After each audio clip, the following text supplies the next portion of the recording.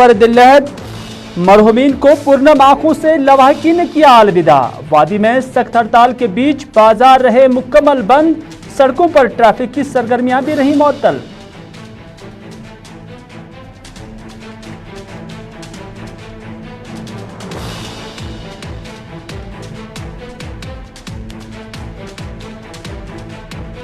हैदरपुरा वाक़े पर सियासी जमातों ने की मैजिस्ट्रियल के बजाय जुडिशल तहकीकात की मांग। तारिगामी ने कहा लाशें वापस देना काफी नहीं। कांग्रेस सदर ने कहा मसाइल बंदूक से नहीं बातचीत से सुलझते हैं। मुंतजिर मोहिद्दीन ने कहा बेगुनाहों के कत्ल के खिलाफ सभी आवाज उठाएं।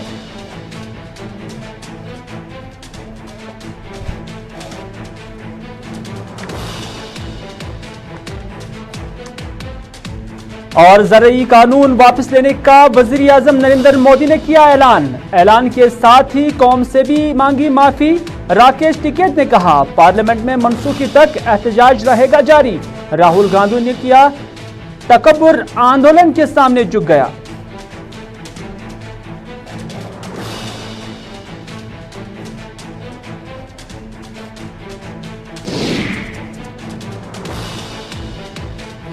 बिस्मिल्लाहिर्रहमानिर्रहीम, अस्सलाम वालेकुम नाज़रीन किराम, आप देख रहे हैं प्रोग्राम ग्राउंड रिपोर्ट। मैं हूं आपका मेज़बान मीर हिलाल हांजुरी आपकी खिदमत में हाजिर।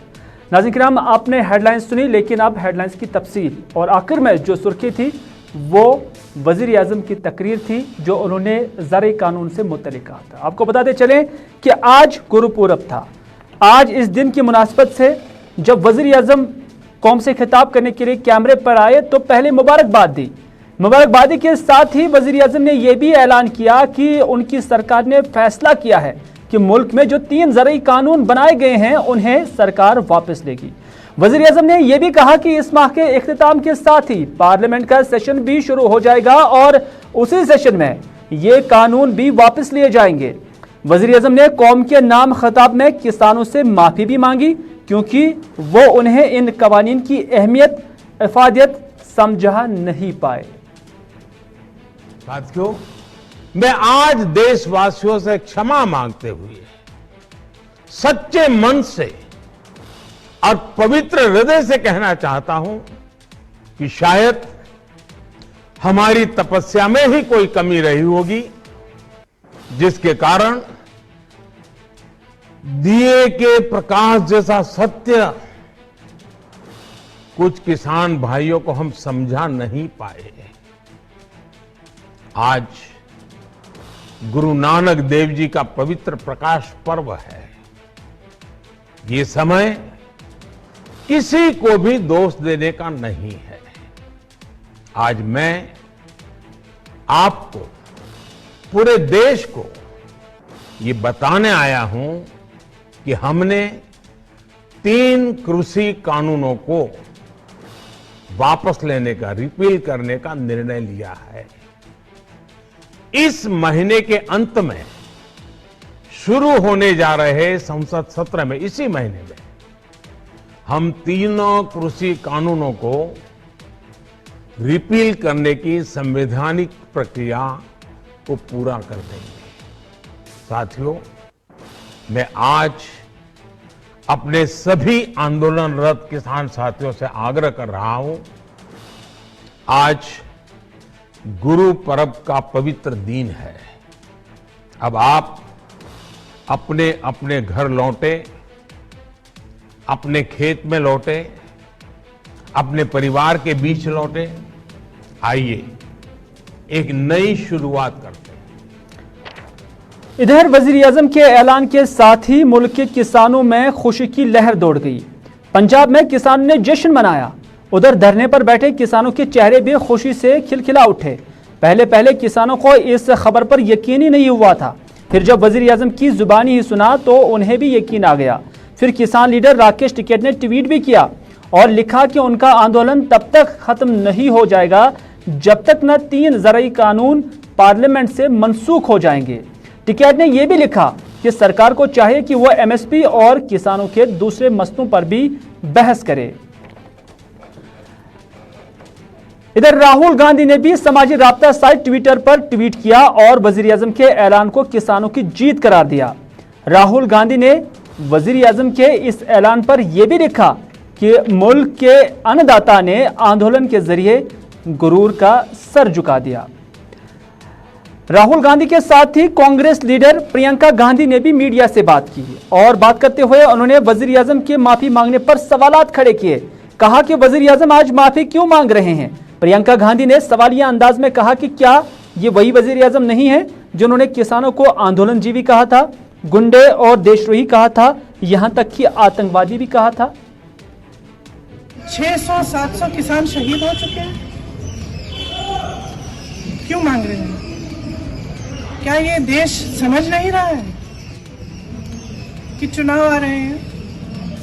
उनको लग रहा होगा परिस्थितियां ठीक नहीं है। विधानसभा के चुनाव जो हैं उनका सर्वे आया है, उसमें उनको दिख रहा है कि परिस्थितियां ठीक नहीं है, तो अब चुनाव से पहले वो माफी मांगने आ गए हैं। तो देखिए, हमें समझना पड़ेगा, जो सरकार है उसके ही नेताओं ने किसानों को क्या क्या नहीं बोला। आंदोलनजीवी, गुंडे, आतंकवादी, देशद्रोही, ये सब किसने कहा? जब ये सब कह रहे थे तो क्या हुआ?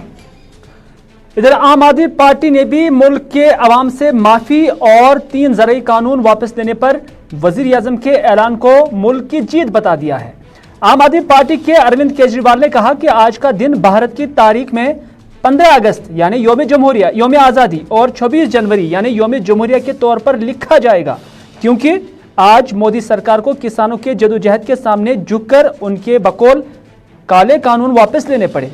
यह दरअसल किसानों की जीत नहीं बल्कि जमहूरियत की जीत है। केजरीवाल ने कहा कि इस लड़ाई ने न सिर्फ धर्म जात पात से ऊपर उठकर अवाम की ताकत जाहिर की, बल्कि आने वाली सरकारों के लिए भी यह पैगाम छोड़ दिया कि सरकारें कितनी ही ताकतवर क्यों न हो, पर अवाम के जद्दोजहद के सामने झुकना ही पड़ता है और जमहूरियत में सरकार की नहीं बल्कि अवाम की चलती है। आज केंद्र सरकार को किसानों के संघर्ष के आगे झुकना पड़ा और तीनों काले कानून वापस लेने पड़े। आज सिर्फ किसानों की जीत नहीं हुई है, आज जनतंत्र की जीत हुई है। आज किसानों ने सभी सरकारों को बता दिया, जनतंत्र में सरकारों को हमेशा जनता की बात सुननी पड़ेगी, सिर्फ और सिर्फ जनता की मर्जी चलेगी।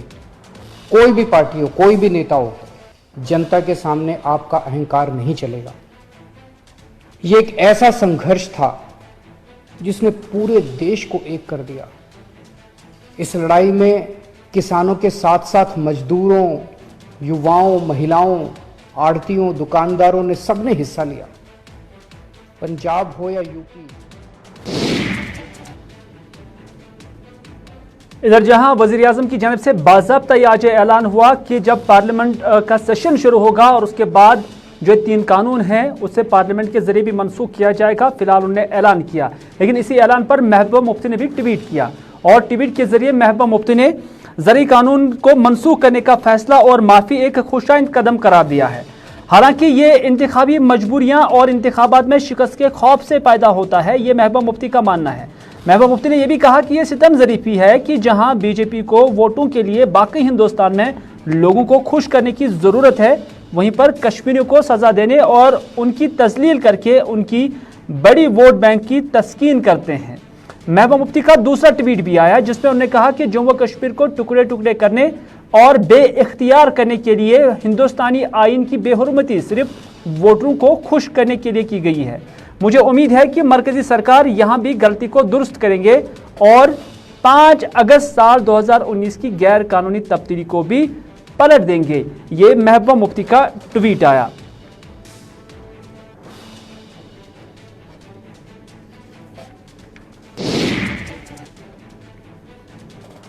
नाज़रीन, आप देख रहे हैं प्रोग्राम ग्राउंड रिपोर्ट अपने मेज़बान मीर हिलाल हांजुरी के साथ। और ग्राउंड रिपोर्ट में अब बात करते हैं हैदरपुरा एनकाउंटर की, क्योंकि इस एनकाउंटर में जहां पुलिस का यह दावा था कि इसमें 2 मिलिटेंट और उसके साथ साथ एक OGW जिनका नाम डॉक्टर मुदस्सिर बताया गया और साथ ही साथ जो माल की बिल्डिंग था अल्ताफ अहमद, वो जाम बहक हुए और उसके बाद लवाहिकीन की जानिब से इसे बेबुनियाद करार दिया गया और पुलिस के दावे को झूठ भी करार दिया गया।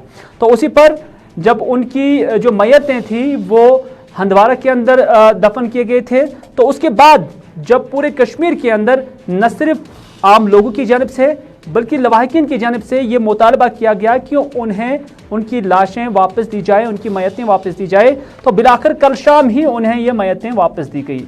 मैयतें वापस मिलने के बाद उन्हें आबाई मकबरे में दफन किया गया, सुपर्द लहद किया गया और यहाँ पर जो उनके लवाहिकीन हैं वो सीना कोबी भी करते नजर आए और साथ ही साथ पुरनम आंखों से उन्होंने अपने लवाहिकीन को सुपर्द लहद किया। इधर जहां उन्हें सुपर्द लहद किया गया, वहीं पर आज पूरे कश्मीर के अंदर हड़ताल का असर भी देखने को मिला और इस हड़ताल के बीच शहर की सड़कें भी सुनसान थी और यहां पर गाड़ियां बहुत कम चल रही थी। श्रीनगर का लाल चौक के ये मनाजिर आप देख सकते हैं, दुकानें भी मुकम्मल बंद थे। न सिर्फ शहरी श्रीनगर के अंदर बल्कि दीगर जिला सदर मकामात पर भी जितनी बाजार हैं वहां पर इसी तरह की खामोशी मजमूई तौर पर आज देखी गई और इस खामोशी के बीच जो आम जिंदगी है वो मफलूज होकर रह गई है।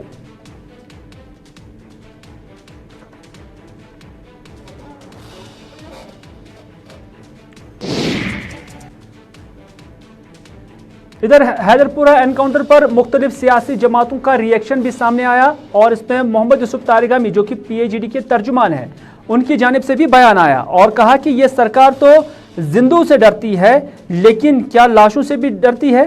हमने कल भी यह मुतालबा किया है कि हैदरपुरा मामले की सिर्फ जुडिशल तहकीकात होनी चाहिए, सिर्फ लाशों को दफनाने की इजाजत देना कोई एहसान नहीं है, बल्कि रामबन के मजदूर की मैयत भी लवाहिकीन को सौंपा जाए। ये मोहम्मद यूसुफ तारिगामी का मुतालबा है। क्या ये सरकार अब डेड बॉडीज से भी डरती है? जिंदों से डरती ही है, क्या मर्दों से भी डरती है? ये शर्मनाक रवैया इनको तर्क करना ही होगा। कल ही हमने प्रेसिडेंट ऑफ इंडिया को हमारे PAGD के चेयरमैन की तरफ से एक अर्जदाश्त भेजी गई है। आज हमने प्रेस के नाम भी उसको जारी किया, जिसमें हमने सरीहन यही कहा, एक तो जुडिशल इंक्वायरी होनी चाहिए।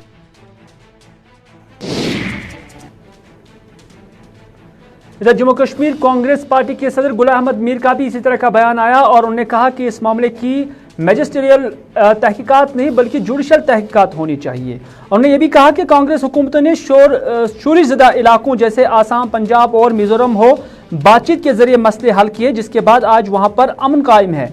इसलिए बंदूक से कोई भी मसला हल नहीं हो सकता है और मसाइल हल करने के लिए बातचीत वाहिद हल है।